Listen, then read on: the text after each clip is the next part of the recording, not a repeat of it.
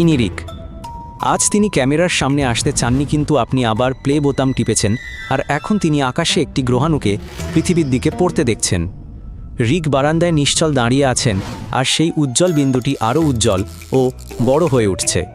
তার পকেটের ফোনটা অবিরাম বেজেই চলেছে, কল মেসেজ, ভিডিও। নিচে শোরগোল আর চিৎকার, কেউ ভিডিও করছে, কেউ দৌড়াচ্ছে। শহরটা উত্তেজনায় মুখর, সবাই বুঝতে পারছে যে কিছু একটা ঘটতে চলেছে। পশুরা প্রথমে লুকিয়ে পড়ে, তারা বিপদ ভালোভাবে টের পায়। টিভিতে বলা হচ্ছে যে তারা গ্রহাণুটিকে গুলি করে নামিয়ে আনবে। সরাসরি সম্প্রচারে বেশ কয়েকটি ক্ষেপণাস্ত্র আকাশে উৎক্ষেপিত হয় এবং 10 সেকেন্ড পরেই বায়ুমণ্ডলের উপরের স্তরে একটি আলো ঝলকে ওঠে। মনে হচ্ছে ক্ষেপণাস্ত্রটি সেটিকে আঘাত করেছে। গ্রহাণুটি ভেঙে টুকরো টুকরো হয়ে যায়, তার খণ্ডগুলো চারদিকে ছিটকে পড়ে। মানুষ উল্লাস করে, কিন্তু ততক্ষণে অনেক দেরি হয়ে গেছে। গ্রহাণুটি ভেঙে গেছে, কিন্তু এর সবচেয়ে বড় টুকরোটি যা একটি বাসের আকারের সোজা শহরের দিকে উড়ে আসছে। শহরের তুলনায় এটিকে ছোট মনে হলেও প্রতি সেকেন্ডে 20 কিলোমিটার গতিতে এই লোহার জিনিসটি একটি পারমাণবিক বোমায় পরিণত হয়। এটি বায়ুমণ্ডলে আর জ্বলবে না। দূর থেকে একটা সাদা আলো ঝলসে উঠতেই রিক জানালার পাশে স্তব্ধ হয়ে গেল, যা 10 কিলোমিটার দূর থেকেও রিকের মুখ ঝলসে দিচ্ছিল।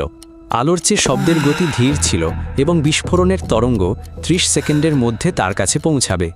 রিক বাথরুমে ছুটে গিয়ে মেঝেতে বসে পড়ল এবং মাথা ঢেকে ফেলল। আঘাতে জানালাগুলো ভেঙে চুরমার হয়ে গেল, ছাদ থেকে পলেস্তারা ঝরে পড়তে লাগল এবং দেয়ালগুলো কেঁপে উঠল। রিক প্রায় বধির হয়ে গেল এবং বুঝতে পারল যে শহরটা ধ্বংস হয়ে গেছে।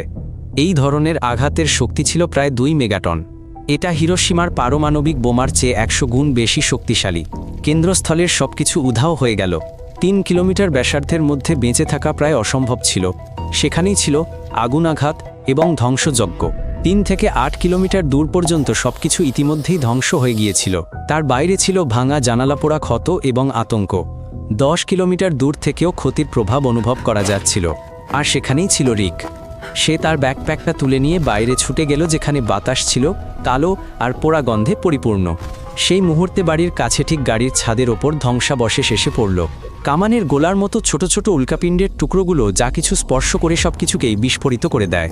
টুকরোগুলোর মধ্যে একটি একটি বাড়ির দেওয়ালে আঘাত করে চূর্ণ বিচূর্ণ করে দেয়। বিদ্যুৎ চলে গেছে, লিফটগুলো কাজ করছে না, ট্রাফিক লাইটগুলোও জ্বলছে না। যোগাযোগ বিচ্ছিন্ন, আর শহরটা স্থবির হয়ে পড়েছে। রিক তার গাড়ির কাছে পৌঁছে গাড়ি চালানোর চেষ্টা করে, কিন্তু রাস্তাগুলো ভাঙা এবং জ্বলন্ত গাড়িতে ভর্তি। এলাকা থেকে পালানোর জন্য রিক পায়ে হেঁটে সেতুর দিকে দৌড়ায়, কিন্তু সেতুটিও ধ্বংস হয়ে গেছে। গাড়ি আর মানুষ নদীতে পড়ে আছে, আর এলাকাটা অবরুদ্ধ। সে এই বিশৃঙ্খলার মধ্যে দিয়ে হেঁটে যায়। জ্বলন্ত বাড়িঘর আর গাড়িগুলো নেভানোর কেউ নেই, কারণ পর্যাপ্ত দমকলকর্মী নেই এবং তারা সেখানে পৌঁছাতেও পারছে না। রাস্তাগুলো চেনা, কিন্তু সবকিছু অন্যরকম লাগছে। সূর্য অদৃশ্য, আর রিক কোনোমতে শ্বাস নেওয়ার জন্য একটা ন্যাকড়া দিয়ে মুখ ঢেকে নেয়। এটা মর্মান্তিক, কিন্তু গ্রহাণুটা যদি মাত্র 10 গুণ বড় হতো তাহলে রিক এবং পুরো শহরটার আর কোনো অস্তিত্ব থাকতো না, কারণ এর সংঘর্ষের শক্তি প্রায় 1000 গুণ বেড়ে যেত এবং শত শত কিলোমিটারের সবকিছু পুড়ে ছাই হয়ে যেত। সেক্ষেত্রে শুধু ভবনগুলোই অদৃশ্য হয়ে যেত না, বরং শহরের উপরই ভাগটাই একটা গলিত গর্তে পরিণত হতো। যদি গ্রহাণুটির ব্যাস মাত্র 1 কিলোমিটার হতো, তবে এটি একটি গোটা অঞ্চল ধ্বংস করে দিত এবং কয়েক 10 কিলোমিটার চওড়া একটি গর্ত তৈরি করত। কয়েকশো কিলোমিটারের মধ্যে থাকা সবকিছু ধ্বংস হয়ে যেত এবং ধূলিকণা ও কালি বায়ুমণ্ডলে উঠে গিয়ে সূর্যকে ঢেকে দিত, যার ফলে সমগ্র গ্রহ জুড়ে একটি গ্রহাণু শীত দেখা দিত। সৌভাগ্যবশত এমনটা খুব কমই ঘটে। ধোঁয়া নিঃশ্বাসের সাথে টেনে নেওয়ায় এবং তৃষ্ণায় কাতর হয়ে রিকের গলা শুকিয়ে কাঠ হয়ে গেছে। কাছের দোকানগুলো হয় ধ্বংস হয়ে গেছে অথবা পুড়ে গেছে এবং সেখানে জল পাওয়ার কোনো সম্ভাবনাই নেই। আগুনের পাথর অবিরাম ঝরে পড়ছে, তাই সে বুঝতে পারে যে এখন অন্তত তার একটি আশ্রয় খুঁজে বের করা দরকার। সে সাবওয়ের দিকে দৌড়ে যায়, নিচে নামে এবং আরও কয়েক ডজন আতঙ্কিত জীবিত মানুষকে খুঁজে পায়। কোনো যোগাযোগ নেই, কোনো সাহায্য নেই, কিন্তু অন্তত রাস্তার চেয়ে এখানে থাকাটা বেশি নিরাপদ। এই ধরনের পরিস্থিতিতে দলবদ্ধভাবে কাজ করাটা অত্যন্ত জরুরি এবং মানুষের আশেপাশে থাকাটা তাকে আরও কিছুক্ষণ টিকে থাকার সুযোগ করে দেয়। কেউ একজন তাকে এক বোতল জল এগিয়ে দেয় এবং লোভীভাবে এক চুমুক দেওয়ার পর রিকের ভালো লাগে।